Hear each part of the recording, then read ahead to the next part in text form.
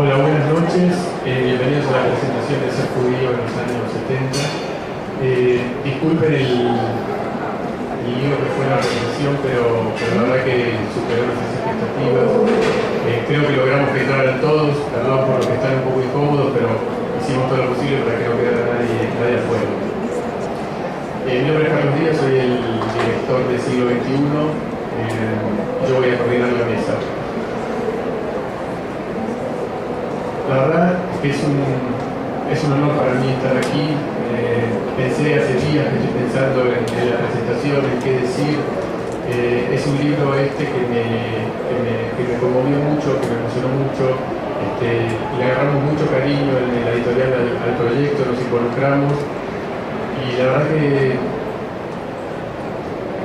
básicamente le quiero dar la bienvenida formalmente a la editorial a Dani y a Hernán. A Dani lo conocí justamente por una de las personas que nos acompañan aquí en el panel.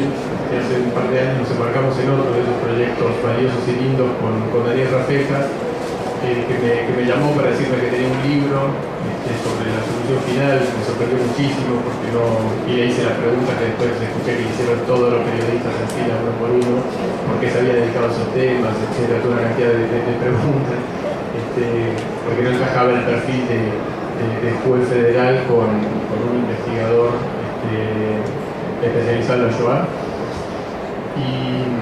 Y a raíz de eso publicamos el libro y la primera presentación se hizo en Betel. Y fue la verdad que, lo dije muchas veces, fue una de las presentaciones más emocionantes y emotivas que hayamos hecho. Estaba toda la gente de Betel, gente de afuera, fue una cosa muy cálida. Muy emocionante, había muchos familiares de desaparecidos, había víctimas del holocausto, y fue la verdad que un acto conmovedor. Y ahí lo conocí a Dani, y Dani es otro de esos personajes que tampoco encajan con facilidad. Digamos, uno dice un rabino, por más perfil progresista que pueda tener y por más abierto que pueda ser, la verdad que si bien lo conocía de leerlo en los diarios o de ver alguna aparición pública suya, cuando lo conocí personalmente me causó una gran impresión.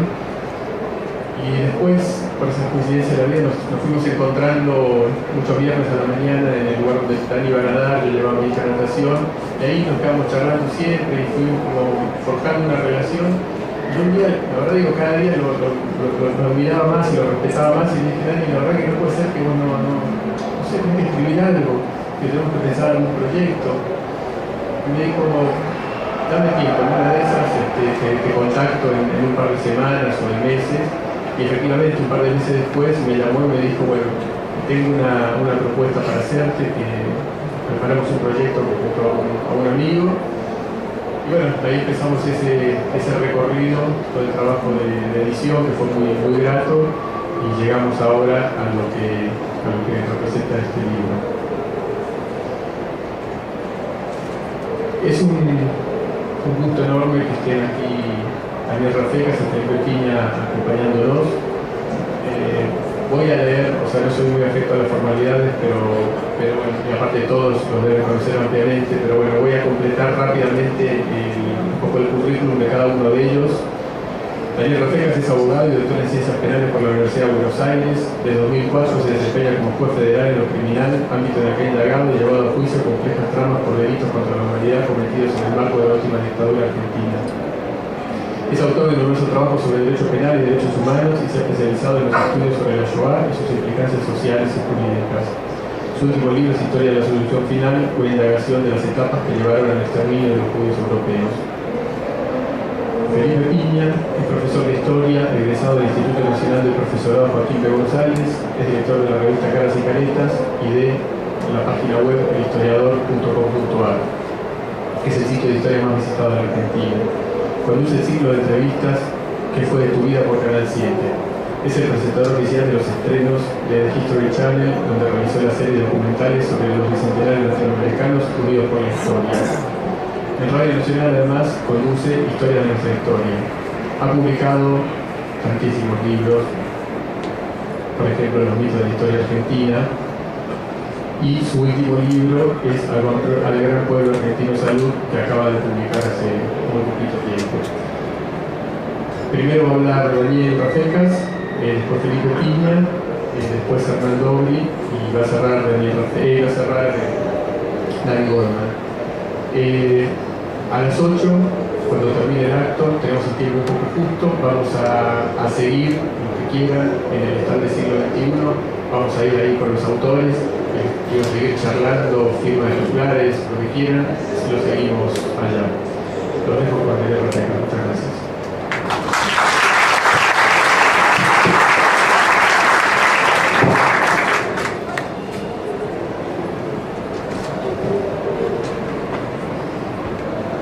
Muchísimas gracias, Carlos. Buenas tardes.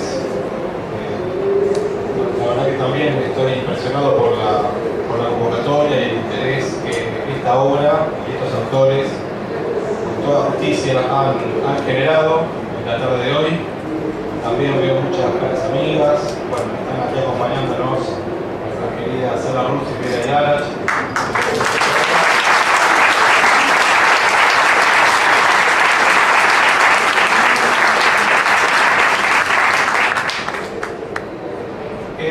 Bueno, tenemos poco tiempo, así que yo me voy a concentrar en lo que me ha convocado la editorial, que es a presentar esta obra.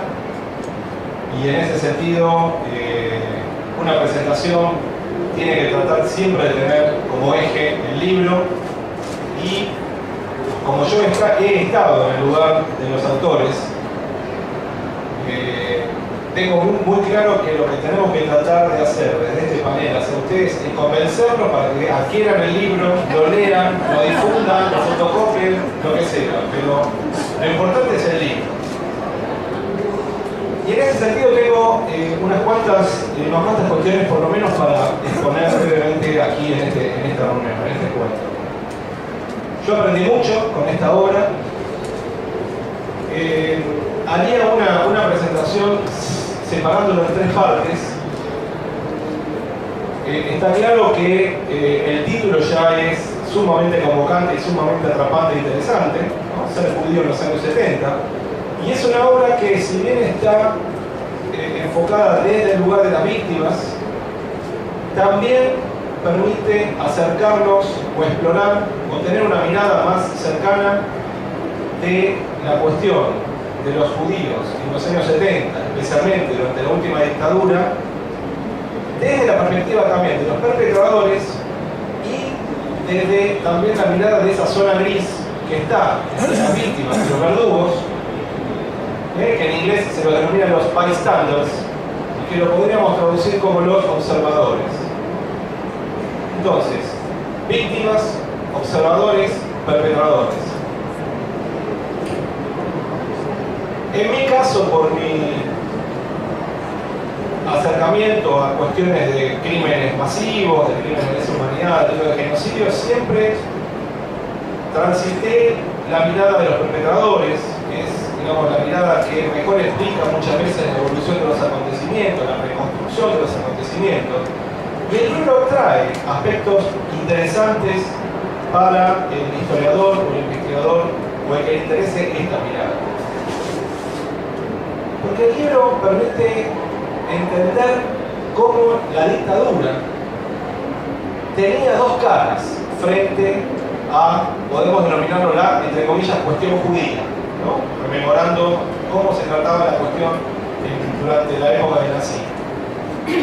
La dictadura tenía dos caras, nos dicen estos autores, o por lo menos lo dejan entrever.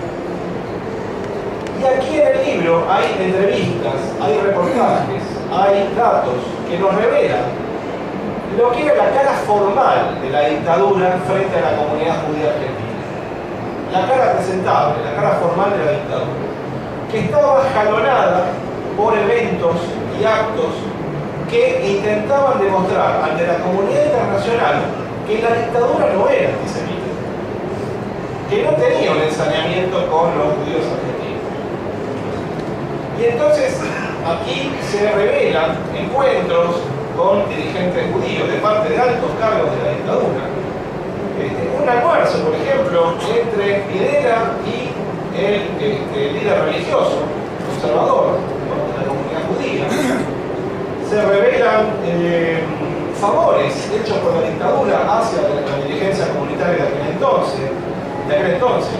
Muy notorio el dato de que durante la dictadura se permitieron las elecciones de la DAIA, ¿no? En el marco de los últimos años de la dictadura. Se permitió la proyección en un canal controlado por la dictadura del Ministerio del Holocausto, algo que yo no sabía. Y en general, la dictadura toleró, si se quiere, la continuación de las actividades comunitarias judías, incluyendo las actividades sionistas, y no interfirió en un flujo de emigración que se había aceitado durante aquellos años con destino a Eretz Israel, de personas que estaban en peligro o que tenían temores de ser las nuevas víctimas de la maquinaria de la dictadura. Esa era la cara formal. Pero había otra cara de la dictadura, que era la cara real. Y la cara real de la dictadura se proyectaba en las prácticas cotidianas de la represión, de los grupos de tareas, de los centros clandestinos de detención y tortura, y de los vuelos de la muerte y los otros métodos psicológicos. Y esa otra cara real, que ya había sido esbozada en un trabajo que aquí se cita y se honra, que es el de Gabriela Lotenstein, que en paz descanse, en los años 90, que también fue demostrado judicialmente actualmente en las causas judiciales que se están investigando respecto al terrorismo de Estado, y que también se subraya en esta obra, la cara real de la dictadura. Ser judío para el aparato represivo, para los centros clandestinos, para el eufemismo de los traslados, significaba un mayor ensañamiento, un doble castigo y mayores chances de ser asesinado o de pasar la lista de desaparecidos. De hecho, en el libro también se agradece esto, hay un capítulo entero dedicado a intentar acercarse a una cifra más o menos aproximada de cuántos judíos fueron víctimas del terrorismo de Estado en Argentina. Aparentemente estamos alrededor de entre los 1.000 y 1.500, las 1.500 víctimas. Y, por supuesto, entonces, una clara sobrerepresentación del colectivo judío argentino respecto del total de las víctimas de la dictadura. Ahora, esto respecto de la mirada de los perpetradores. Luego tenemos también aportes desde la mirada de las víctimas y sus familiares y los sobrevivientes judíos durante la dictadura. Yo lo voy a resumir en 3 palabras. La impresión que a mí me da como lector lo que los autores muestran de la situación de las víctimas, de los sobrevivientes, sobre todo de los familiares, de las madres, de los padres, de los hermanos. Amargura, soledad y decepción. Amargura, soledad y decepción. Decepción especialmente con la dirigencia comunitaria. Y me trae reminiscencias de lo que vivía, sobre todo en los primeros años de la persecución del régimen nazi, ¿no? Me hace rememorar aquellos años que los judíos alemanes austríacos, con las primeras persecuciones, padecían los mismos sentimientos: amargura, soledad y decepción.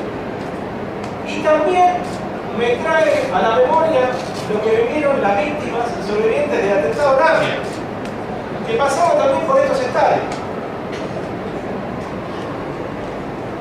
Y esto me trae una reflexión tal vez un poco más, digamos, como un denominador común.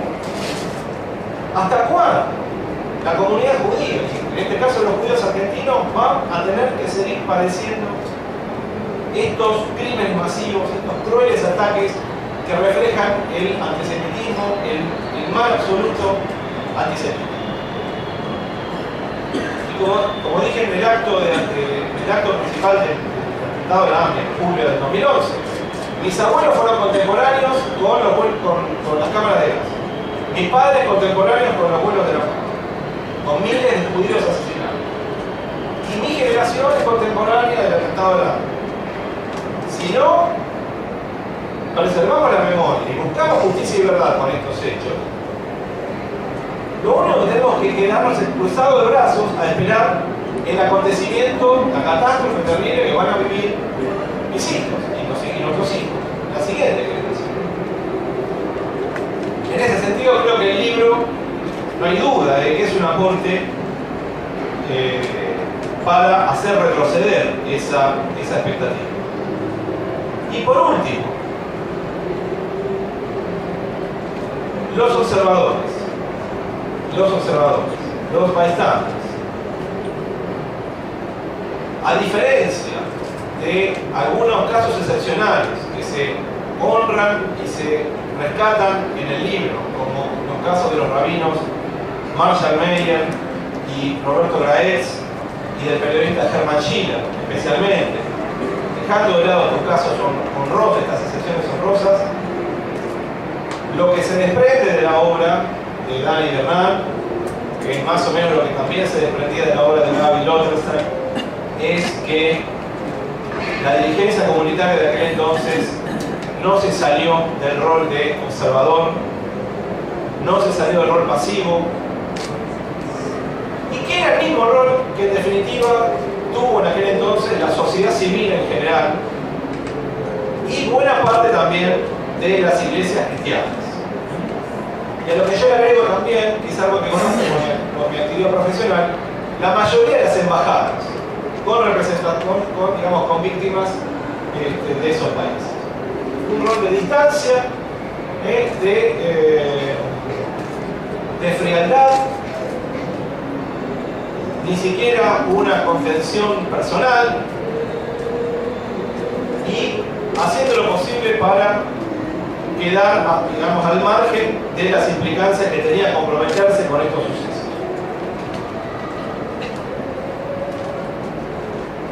Yo creo que ya en el siglo XXI, a 30 años de recuperación de la democracia,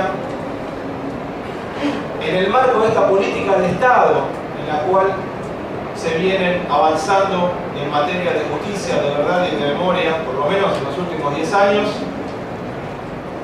en todos los ámbitos, creo que el principal cometido que tenemos como sociedad, cada uno de nosotros, cada uno desde su lugar, es de que nunca más ningún ciudadano y ninguna dirigencia vuelva a colocarse en el rol de mero observador, especialmente frente a la violencia del Estado, especialmente frente al terrorismo y especialmente frente a la cultura y al modelo autoritario del Estado. Ese es el principal cometido que tenemos, y en ese sentido creo que esta obra que estamos presentando aquí es un jalón, un aporte importante para la construcción de esa sociedad democrática formada por ciudadanos y ciudadanas activos, conscientes de su rol y que nunca más se vuelvan a colocar en esa situación del no te metas, ¿no? Tan famoso. En ese sentido, bueno, en la introducción Dani hace citas de autores muy prestigiosos, entre ellos cita a Walter Benjamin. Y Benjamin tiene una reflexión acerca de la historia que es, digamos, ineludible, ¿no? Citar aquí, cuando dice que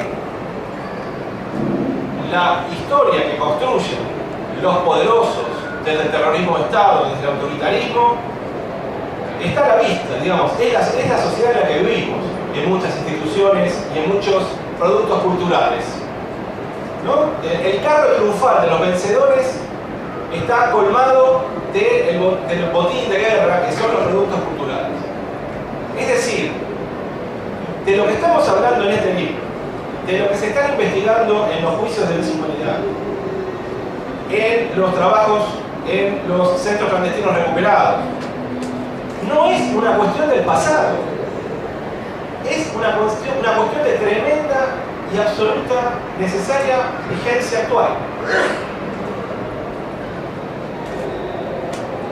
La historia continúa y aquí nos estamos jugando no solamente la lucha por establecer la verdad sobre el pasado reciente, sino también sobre el presente y sobre el futuro.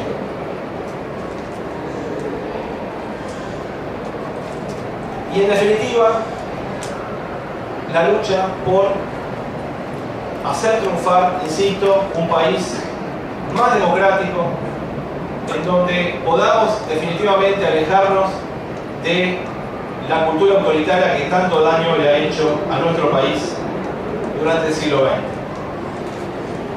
Y quiero terminar con una última reflexión, una cuestión que me preocupó del libro. Como muchos saben, mi querido amigo Dani, es un discípulo y un admirador de la obra de Marshall y de Roberto Graves, de los dos rabinos que él ha seguido siempre como ejemplos, como faros de su trabajo, de su vocación. Hay algo que me preocupa. Tanto Marshall Meyer como Roberto Graves decidieron irse del país, cansados, digamos, de lo que era la lógica y la dinámica de los acontecimientos de la Argentina. Los dos emigraron y siguieron con sus vidas en otros países. Querido Dani, yo lo digo acá públicamente, vos llegás a seguir ese camino de tu maestro, yo firmo una orden de traición y personalmente te traigo de vuelta a la Argentina.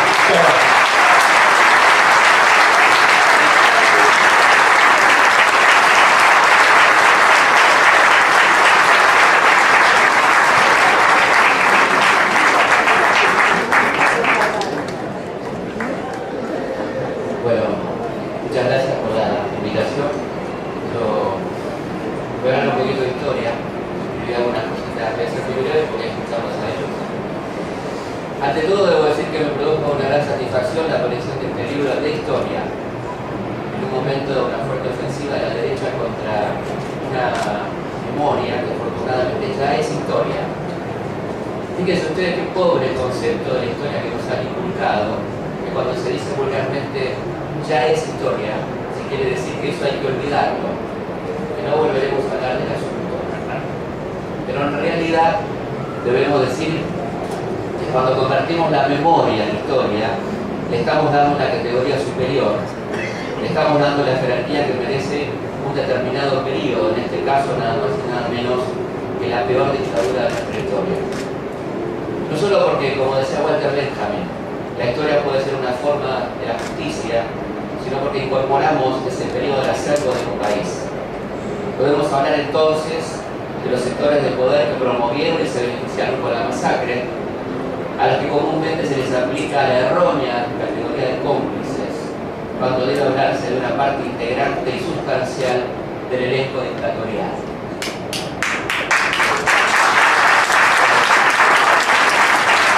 En épocas de que algunos proclaman desfachatadamente que están hartos de que hablemos de la dictadura, y hay una profusión de literatura que en unos casos embosadamente y otros abiertamente defiende el terrorismo de Estado, es una excelente noticia la publicación de Ser judío en los 70 de Dani Goldman y Hernando Bonito. El libro tiene una enorme virtud de combinar muy buenos textos sobre temas claves de la relación de los judíos con aquel periodo, con esclarecedores y en muchos casos muy conmovedores relatos y testimonios. El libro comienza hablando de los judíos desaparecidos. Al decir judíos desaparecidos, estamos diciendo también militantes desaparecidos.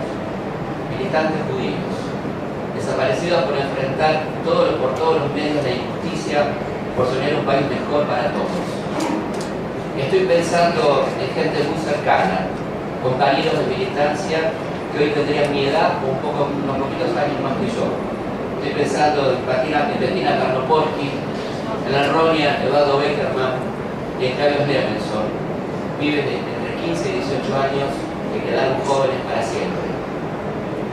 El libro se detiene con toda justicia en el tratamiento especial que recibían los judíos en los campos de concentración, temas altamente documentados en los testimonios de los sobrevivientes.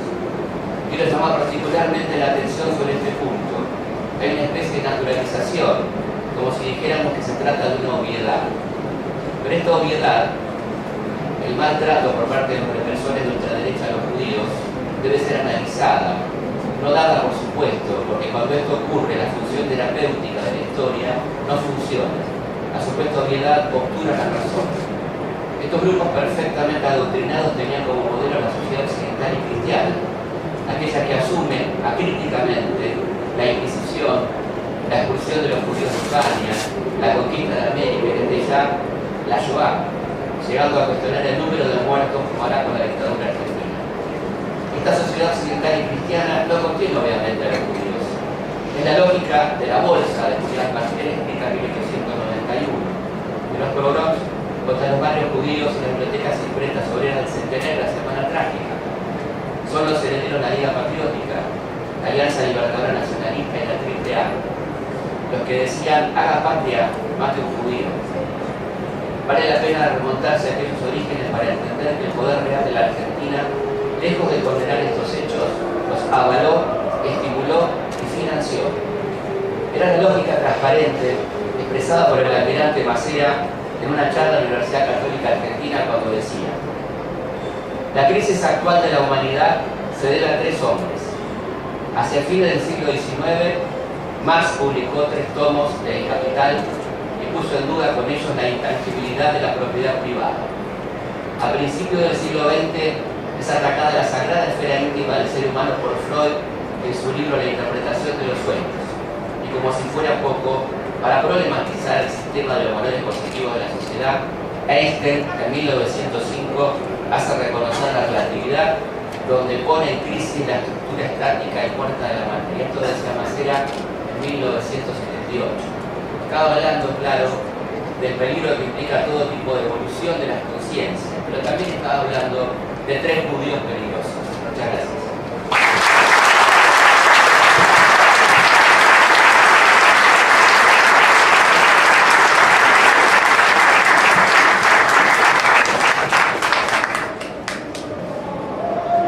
Bueno, muchísimas gracias por haber venido, los que están acá, los que no pudieron entrar. Primero y antes que nada, quería agradecerle a Carlos y a toda la gente de la editorial que trabajó durísimo con nosotros y que nos dio la posibilidad de que el libro salga publicado y obviamente que hoy estemos acá todos juntos. En lo personal, fue un libro para mí fue un proyecto muy interesante.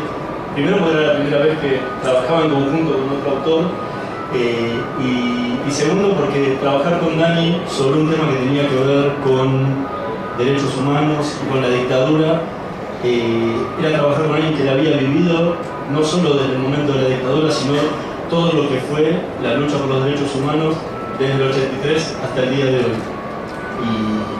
Y eso para mí fue un profundo honor y un hermosísimo trabajo que duró casi 2 años y que buena parte se hizo justamente en los diferentes lugares y oficinas de Betel, donde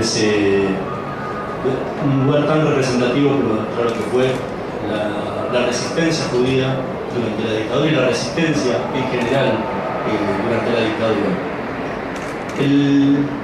Para mí lo importante que tiene este libro es que no busca elevar un dedo acusatorio contra nadie, sino más bien dejar un legado para que las generaciones futuras puedan tomar esta vivencia que tuvo que atravesar la comunidad judía en esas épocas. Y cuando hablo de la comunidad judía, hablo de todos los sectores de la comunidad judía, y que puedan comprender qué es lo que pasó, que sirva para toda la comunidad judía como una experiencia y saber cuáles fueron los errores que se cometieron en esa época y cuáles fueron los aciertos que se cometieron en esa época, en todos los sectores, para que no se vuelvan a repetir una vez más, si es que, y espero que no ocurra, alguna vez nos toca en la Argentina vivir otra situación extrema. No digo otra dictadura, sino, como Daniel nos decía recién, el atentado a Arana, o cualquier otra tragedia que nos toque vivir a los argentinos, donde vamos a estar necesitando que nuestra dirigencia comunitaria actúe para contener a las víctimas, donde los rabinos tengan que hacer lo propio, como lo hicieron algunos pocos, y lamentablemente demasiados pocos en esa época, y mis colegas de la prensa, porque no hay dictadura que pueda ser efectiva en sus objetivos cuando hay una prensa que es silenciosa, cuando no se denuncia en las páginas de la prensa lo que está ocurriendo. Entramos en terreno de los supuestos para preguntar si qué hubiera pasado, sí, ¿no? Si la prensa argentina hubiera elevado su voz y contado lo que pasaba. No soy yo quien va a venir a juzgarlo, pero creo que hubiera sido muy diferente la situación si constantemente se denunciaba las cosas que venían denunciando tanto el rabino Marshall Meyer, el rabino Roberto Donetz y el periodista Herman Schiller. A los tres, aquí les debo el más profundo de los respetos. Por eso, para cerrar, quería justamente resaltar esto, que la importancia es la transmisión, que las generaciones futuras puedan aprender de lo que ocurrió, y por eso con Dani decidimos que la mejor forma no solamente era que nosotros contáramos y explicáramos lo que había pasado en esa época, sino que sus propios protagonistas tuvieran la voz para decirlo, y decirlo abiertamente, que todos los sectores de la comunidad pudieran hablar y contar qué había ocurrido y cómo habían actuado en ese momento. Hasta que el punto de estos testimonios principalmente es eso, y especialmente para esperar que sirva de enseñanza no solo a la gente, sino a los propios dirigentes comunitarios, y que en un futuro podamos tener por lo menos una comunidad más fuerte, más comprometida con lo que es el sufrimiento de quienes padecieron algún problema, ya sea desde veteranos de guerra de Malvinas, sobrevivientes de la Shoah o sobrevivientes y familiares de la última dictadura, que puedan sentirse en su casa y no muchas veces rechazados, como terminó pasando en la última dictadura. Ojalá que ese pueda ser el mensaje que transmitamos nosotros desde este libro. Muchísimas gracias.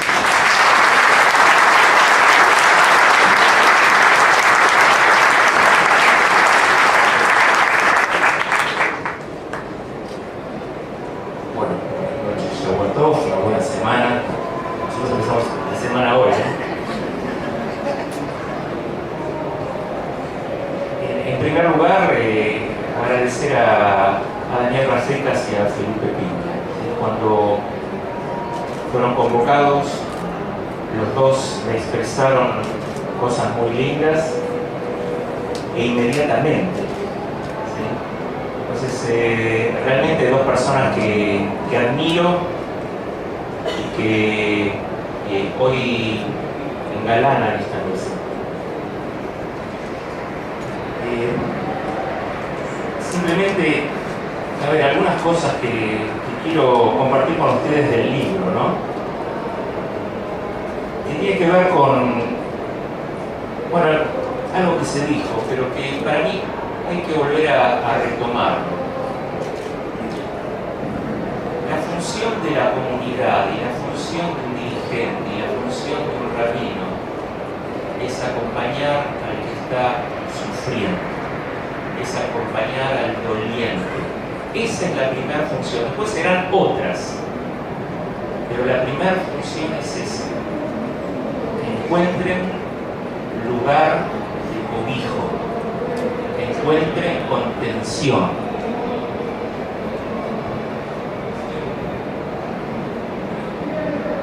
Lo que ocurrió con los familiares de la dictadura, muy bien, Daniel, yo la verdad no había pensado en estos términos, así tan amargura, soledad y decepción. Es lo mismo que les ocurre a los familiares de la AMIA, no solamente por los dirigentes, la comunidad, por eso apelo, independientemente de las divergencias jurídicas que uno pueda tener, uno está para acompañarlos, no para cuestionarlos.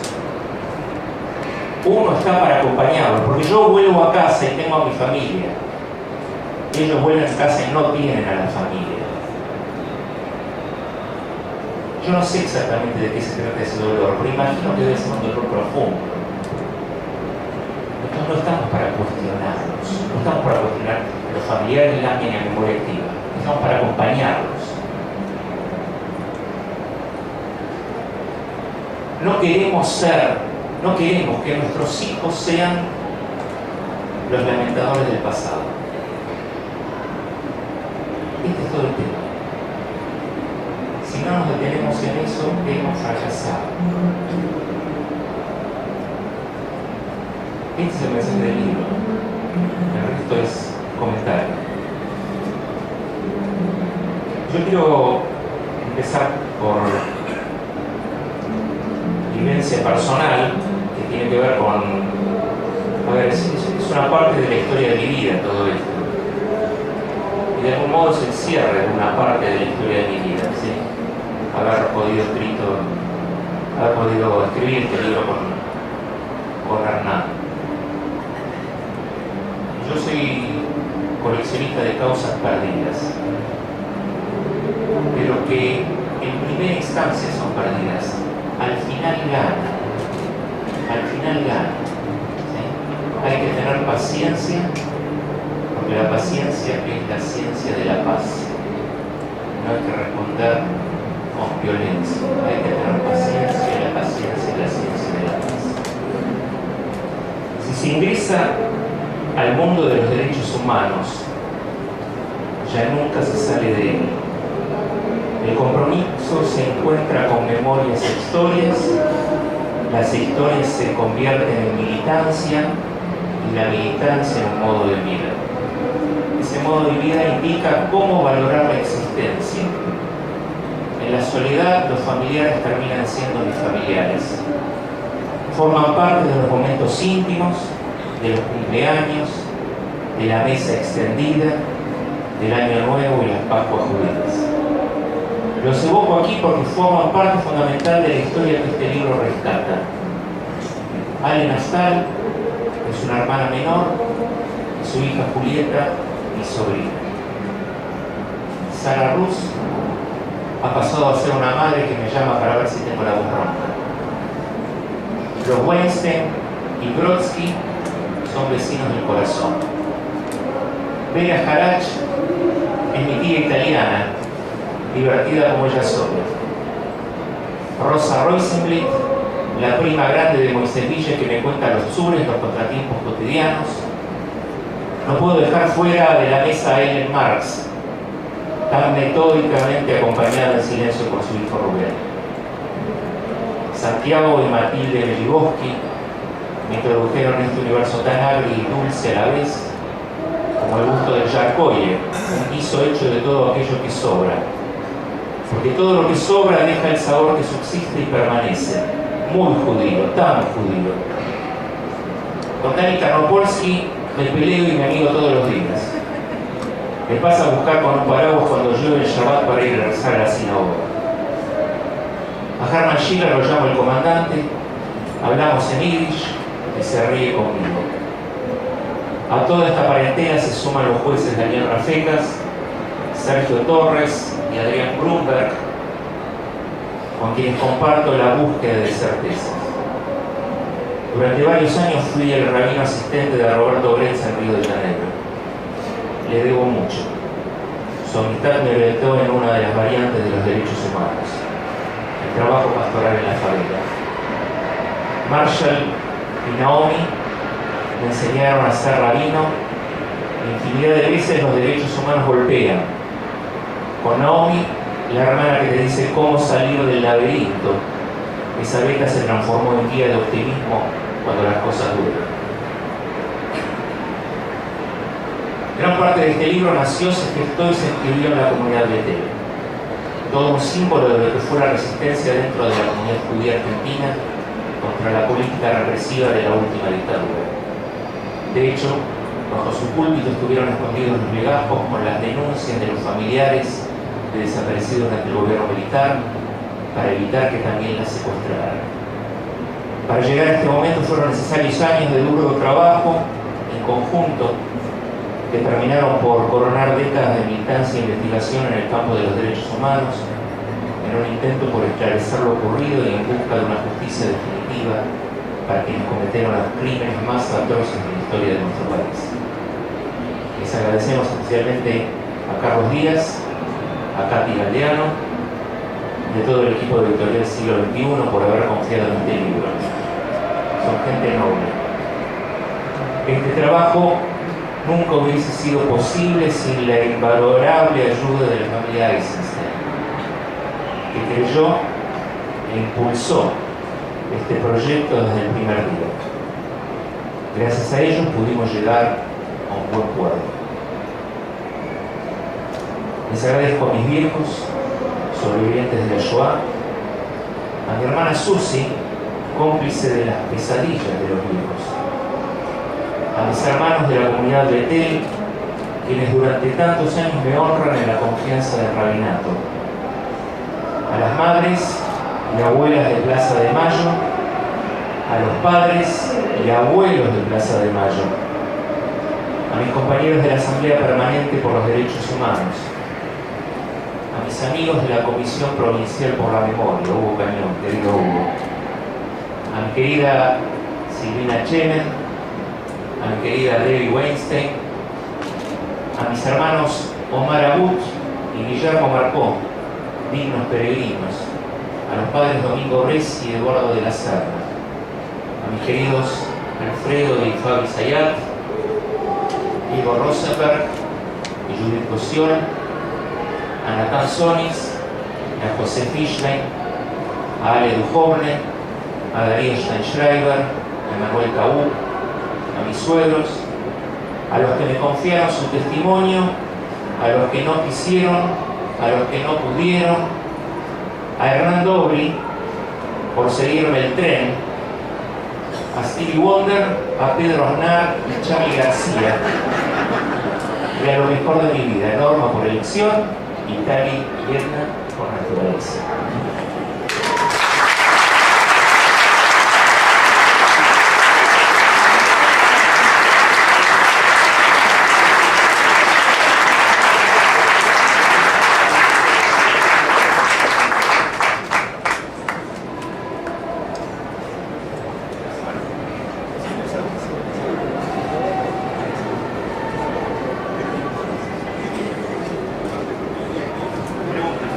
Por suerte, como nos quedaron unos minutos, si alguien quiere hacer alguna pregunta, no me piden que sean preguntas, por favor.